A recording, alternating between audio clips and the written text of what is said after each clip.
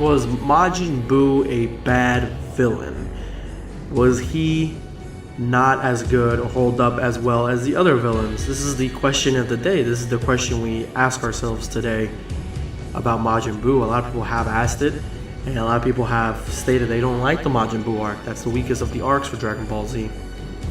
I'm going to go ahead and tell you exactly what I believe about Majin Buu. Now, first of all, before you rank villains, this channel specifically mainly focuses on the villains, but we cover everything here. Again, you have to compare him to the other villains of Dragon Ball Z. So when compared to Frieza, he was the king or the emperor or the leader of a group that was trading and stealing planets, conquering, all that sort of thing, and he wanted to go to Planet Namek to find the Dragon Balls to become immortal.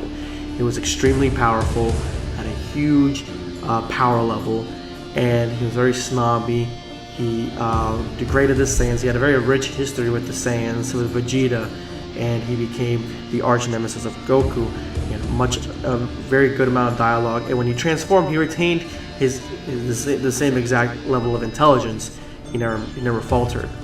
Then we go into, I'm going to completely skip Garlic Jr. because I don't like this character, but we go to the androids, 18 and 17. They were created for destruction.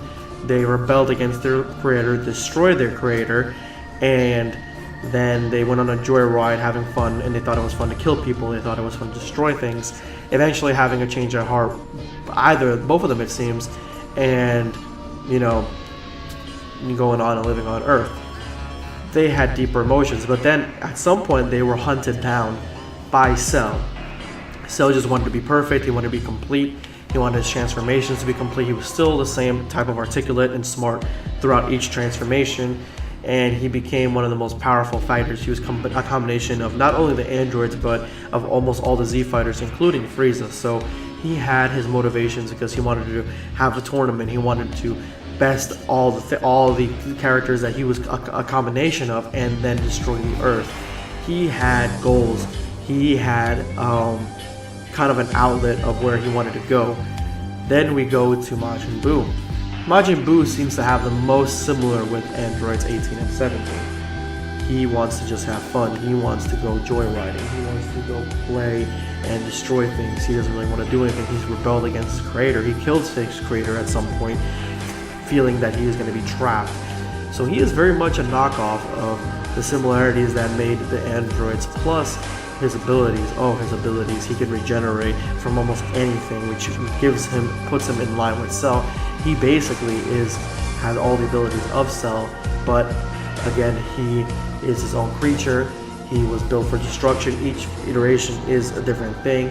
Fat Buu, careless, free, just wants to destroy things to have fun. Gray Buu or Dark Buu, Black Buu, the one that comes out of him, that's all his negativity. All he wants to do is take over, combine with Buu, but can be control of Buu. That's when you get what I call Majin Buu, which is the one that is the one that fought Gotenks and was stuck in the hyperbolic time chamber. He really only had one thing on his mind, which was to find the fighter that was promised to him by Goku, which he does. Then he takes over Gotenks, and he has more power, very much similar to the same Majin Buu. Then he gets to be the most intellectual, which is when he combines like Gotenks, Goku, Gohan, and Piccolo, and becomes very articulated, and just basically wants to best Vegito. That's his goal. Then we get to Kid Buu, which is just a creature. He's basically Godzilla. He just wants to destroy things, and that's the way he wants to go. Was he a bad villain? Yes and no. He is one of the weaker ones because of the fact that he's just a combination of every other villain. Basically almost every other villain. He's got the power destructing abilities of Frieza. He's got the same kind of arc that the androids go through. He has the abilities of Cell, and he goes through multiple transformations like every other villain in the arc. In Dragon Ball Z. He is the weaker one. He does not really line up very well.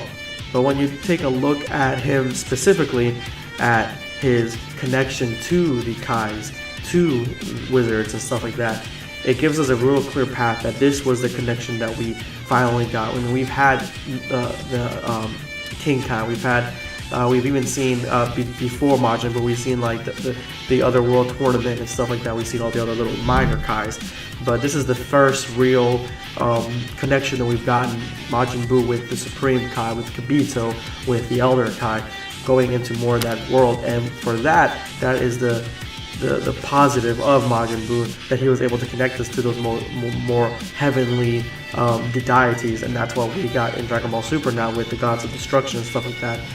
I do think that Majin Buu is one of those characters that could come back, or a version of him could come back, and just like Frieza did. It's more plausible because Majin Buu was one of the most powerful. I don't like the fact that Beerus was able to wipe the floor with Fat Buu too easily, but I always thought of Fat Buu once he became good and got basically spit out, like kind of like 18 got spit out of Cell when he got basically taken out and of regular of Kid Buu. He he was a lot weaker because most of his strength and evilness was in Kid Buu. So if we could get a version of Kid Buu back, which I think is the strongest version of them, as just some sort of destructive force of nature, that would be cool. If we had something a little bit smarter than that, that'd be cool too. I feel like Dragon Ball is going more into a fusion styled future as opposed to absorbing and transforming style future. So it might not be the case, but again, those are my thoughts. Is Majin Buu a bad villain? No. He's just a combination of every other villain that we saw in Dragon Ball Z, so he is the weakest one, in my opinion. Anyway, guys, again, thank you so much for watching. That's going to be it. Drop me a like if you like this theory, this video, and I will see you in the next Dragon Ball video.